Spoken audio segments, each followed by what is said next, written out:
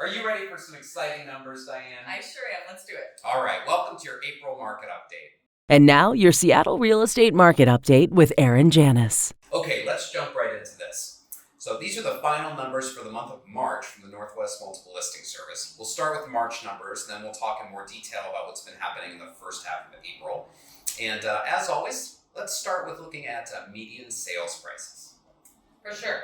So in Seattle, our median sales price is $750,000, which is up 3% year over year. While on the east side, we're sitting at a median sales price of $1,125,000, which is a whopping 31% year over year. Now, if we look at all of King County, we're at a median sales price of $740,000, which is up 14% over the same time last year. Wow. Okay. Well, as you no doubt have heard by now, we're having a bit of an inventory crunch. So as a reminder, when we talk about months worth of inventory, we're expressing the velocity of the market by looking at supply and demand together. So if there's 1 month's worth of inventory, then that means if no new listings hit the market at the rate things are selling, it would only take 1 month to sell everything that's currently active. So a balanced market is between 3 and 6 months worth of inventory, right? Over 6 months is a buyer's market, and under 3 months is a seller's market. So what do we have today? Let's take a look. Starting with Seattle, we see active inventory is actually up 7% year over year. However, pending sales are up even more, 55% over last year.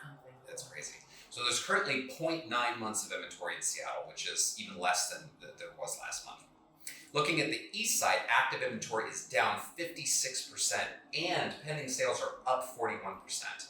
So the east side is currently sitting at 0.4 months of inventory. That's nearly half of what it was last year. So now if we look at all of King County, the active inventory is down 37% year over year, with pending sales up 33% over last year. We currently have 0.6 months of inventory in King County. Again, that means that in King County, if no new listings came on the market, at the rate things are selling, it would take only 18 days. 18 days to sell every available listing. We've said it before, we'll say it again, that's bananas. It's bananas. It's absolutely bananas. Yeah. All right, let's go ahead and have a look at those mortgage rates while we're at it as well. Now, per Freddie Mac, for the week ending April 8th, the benchmark 30-year fixed rate average was 3.13%. Now, this is down 0.2% from the same time last year. Last year, rates were at 3.33%, which is still really great. Mm-hmm. According to Freddie Mac, after moving up for 7 consecutive weeks, mortgage rates have dropped due to the recent modest decline of the U.S. Treasury yields. As the economy recovers, it should experience a strong rebound in the labor market. Now, combined with these positive signals, will continue to bolster the purchase demand. So the drop in rates creates yet another opportunity for those who haven't refinanced yet. Look at that possibility now before rates do go up. Absolutely, definitely. If you've not refied, you need to do this now. Yeah. So, all right, so let's take a look at weekly stats. These are a look at what's happening across the MLS, which stretches well beyond Puget Sound, of course. New listings, we're in a drought of new listings. So for the 7 weeks from February 1st through the 3rd week of March, there were more homes that came on the market in 2020 than in this year. Only in the last 3 weeks do we see the current year outpacing 2020. And that's in large part because of the impact of COVID last year. So here we are in mid-April, like a broken record. We simply need more inventory. There's simply not enough new listing activity to satiate demand. So Diane, this month we're going to look at another statistic that the Northwest Multiple Listing Service puts out. They've been tracking something called just homes for sale. And so this is defined by the MLS as the number of properties available for sale in an active status at the end of a given month. So this is another way to look at inventory. So now we're just looking here at King County. We'd like to look at this to see how current market conditions compare to past conditions that we've worked through. So as you can see, the highest recorded number of homes for sale in King County was in July of 2008, right before the Great Recession. There were 17,365 homes for sale that month. Last month, there were 1,854 homes for sale.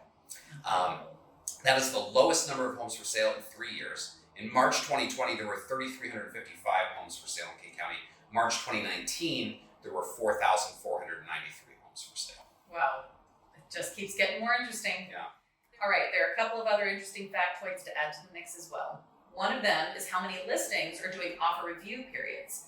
Now, of the homes and condos listed in the first 2 weeks of April in King County, 63% of them have offer review dates, flat from the 64% last month.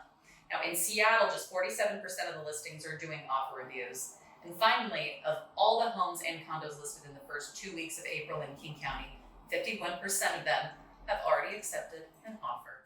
Wow. Okay. Well, look, if you would like to know how to navigate this crazy market, please reach out to us. We would love to help you, your friends, family. So keep in touch, and please subscribe and stay tuned for next month's market update when we'll bring you continued insight into the state of the Seattle real estate market. Thank you so much for watching. Cheers.